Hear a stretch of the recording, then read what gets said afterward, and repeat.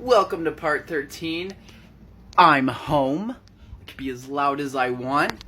Bing Bing's here. And I finally got my pit vipers. So before I get into the book, this is overdue. Oh, there she is. You don't look too happy, do you? Alright, I'll put you down. Also, my boss found me dead things. Look at that. That's huge. I got some art to do. I have 45 minutes left of the book. And back to the bone, I actually do art, like bone art, like this. This is a commission piece I'm working on for one of my coworkers. He's a part of the Blackfoot tribe in Montana. So I'm trying to honor his tribe and throw in his tribal colors. But I've been working on that sucker since April. I don't got time. So anyway, back to the book and Bing Bing. She is very, very warm in here and tired, probably annoyed from me giving her so much love. So our point of view goes right back to Megan in the Sin Den, and she's getting ready to kill this woman that Madeline, her boss, wants her to get rid of. So my notes, Megan stood in front of a beautiful girl that she had to kill. Megan was held at gunpoint by one of the Sin Den goons to make sure she does what she's told. And then in comes a very graphic scene of Megan taking an ice pick and stabbing this tied up girl in this bathtub. Madeline stood right behind Megan and told her, "Now put it in her eye." Megan, without thinking twice, did what she told and stuck the ice pick right into her left eye. All of the blood, guts, gore, descriptions of the fluid and the noise that the eye made, it was filthy. And this girl named Sonia dropped dead inside this bathtub and was quickly removed by two Sin Den goons. They wrapped her body up in a tarp and whisked her out of the room. Megan kept her composure and pretended like she was, here for it. Like, I don't even care. Like, I don't feel anything. And Madeline loved it. "Good job, new girl. You have a real future here." And there was a quick scene of Megan had some blood on her fingers. Madeline grabbed Megan's hand and sucked the blood right off of the fingers, sensually. "I had you kill her to make an example of Sonia. She had to be punished. She tried to escape." Megan internally kind of came out of the shock of just destroying this chick. She didn't want to do it, but she had to do it. She was willing to do it if she had to, again.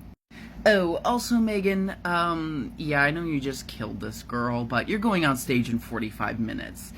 Your name, Megan, won't suit as a suitable stage name. Your name is Amber Wine." And then the scene moved along to Megan walking through the dressing room to prep for her show. All of the girls, or the quote-unquote competition, sat inside the dressing room and eyed her angrily. It's like they knew that she just killed their friend Sonia. But Megan sat there and just scoffed, because she knew she was hotter than the other girls. She knew she had what it took to be a hardcore biatch. And as she prepped to go on stage, she sat right behind the curtain and watched that tall blonde girl named Helga perform on stage. You know, the girl earlier who, punched her in the face and, swore, "I'm gonna fight you if I have to." And it was this really bizarre and intricate scene of a little bit of pole dancing, a little bit of sensual, sexy dances, and there was this young guy that was tied to a chair, bound and gagged to a chair on the stage as Helga danced around him. And this guy was so scared, he was crying, he couldn't yell because he had duct tape over his mouth. And then out of nowhere, Helga whips out a knife and gouges his cheek out. And the book described the patrons of the Sin Den were loving it, cheering, catcalling, jumping up and down on the tables, men visibly aroused. Helga did a couple swings and hit the man, knocking him over on the chair, and then she wore these spiked heels and stepped on the man's head, driving the spiked heel into his ear canal, like killing him on stage. The scene went on for like 20 minutes. It was really descriptive, and I zoned out a little bit. And then, like, immediately after, Amber Wine, aka Megan, went on stage and performed sexually words. Literally, the book just skipped over her act and just said, oh, she did well. And Megan actually liked performing. She felt powerful, and she was now the most popular girl in Sin Den. That was it. And now we move point of views to Sheriff DeMars, the big sheriff that sold Megan to the Sin Den and also killed Officer Hal.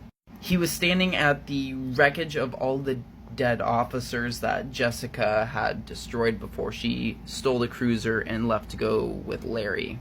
Look at the beans! There's a few people in the public out kind of taking a gander at the scene, but everyone that was on scene, DeMars whipped out a bunch of cash and paid everyone $1,000 in hush money to not say a damn thing. And then they track the abandoned cruiser at the edge of the jurisdiction, the cruiser that Jessica stole and left at the scene before she hopped into Larry's car. So now we go back to Jessica. After, Larry was executed on his porch, Jessica didn't think twice and killed Roxanne immediately. She felt more grief about Larry and what could have been between the two. Oh, she wanted him. But she immediately kind of put all her feelings aside and pretty much rummaged through Larry's body in his pockets, stealing his phone, the keys, and realized that there was a home across the street with lights on. And as soon as she turned around, she saw the lights just shut off. There's witnesses. She didn't think twice. She grabbed the gun again and ran across the street in the dark shadows and broke into the house. She found a larger, scared man, William, Larry's friend William, hiding in the kitchen. She threatened to kill him if he didn't comply. You're William, ain't you? Yes, ma'am. What did you see, William? My God, Larry's dead, isn't he? I'm an honest man. I didn't do anything. I didn't see anything. I can forget all about this. Who's on the phone, Larry? I see you're holding your house phone. Who did you call? The cops? I did. I tried, but it just keeps ringing. No one's picking up. No one knows. So Jessica took the phone from him and dialed whoever he called, and it was confirmed that the police line wouldn't pick up, because she did destroy all the cops in Hopkins Bend. So she grabbed poor William and tied him up with cords in the living room. And this guy was so sweet and scared, and he's like, please don't hurt me. I suffer from panic attacks. I live alone. I want to live. I suffer from panic attacks. Please do not put duct tape over my mouth. I'm scared. Jessica didn't listen. She didn't give a shit.